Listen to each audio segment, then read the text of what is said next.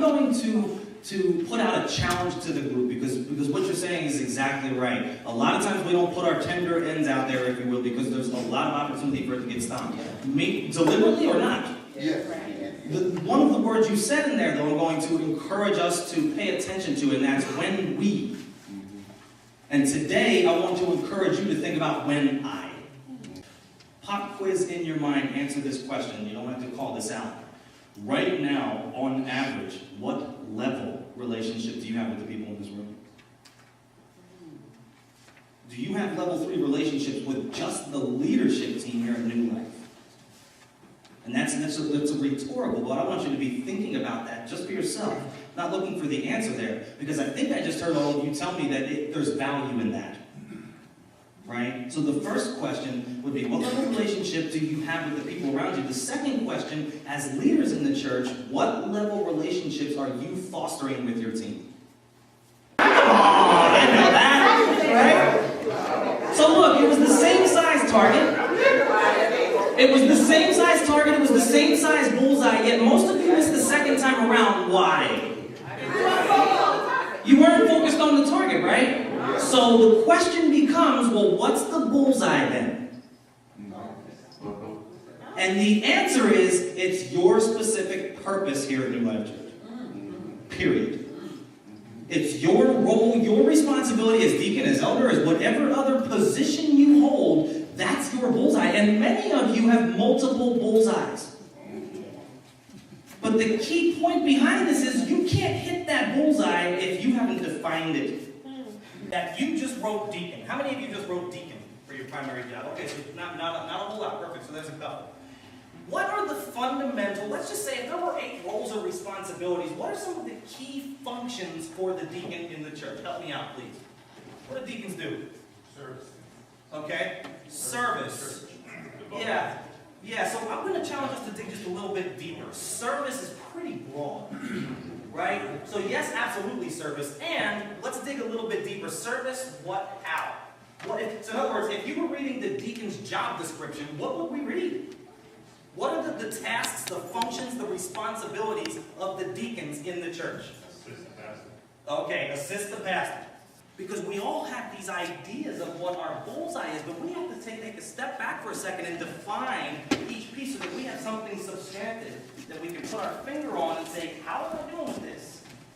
Now, there's 2 types of gaps. Your mind might be jumping instantly to, well, I think I'm this good, and they're saying I'm this good. And that happens sometimes.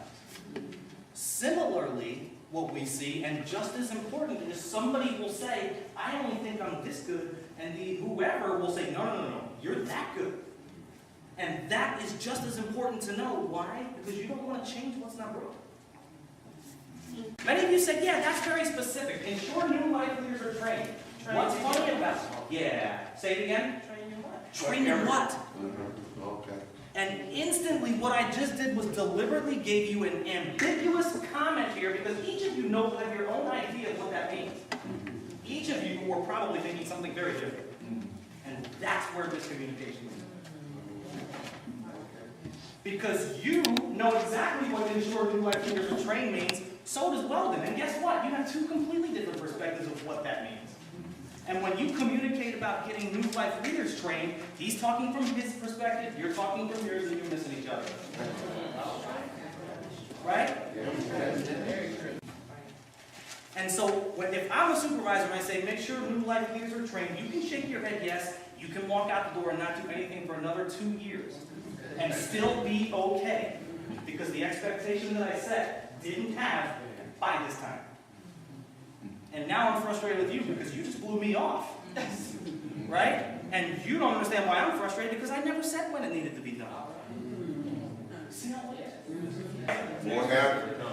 I don't know if you do that, but have you had with that type of training for us in a group like we're here now? Yeah. I mean, I know there are people out there that specialize in that particular area. Yeah. You know what's funny about this though? As our mind, let me just touch this and then I'm going to move on here. Because our minds are thinking, oh, okay, let's get conflict resolution training. As if someone's going to walk in the door and you're talking maybe more about having difficult conversations or holding people accountable, whatever. That can go a lot of different ways. But I'd like to suggest to you that the SMART acronym can help you with conflict resolution training. Because much of what we call a conflict is simply miscommunication.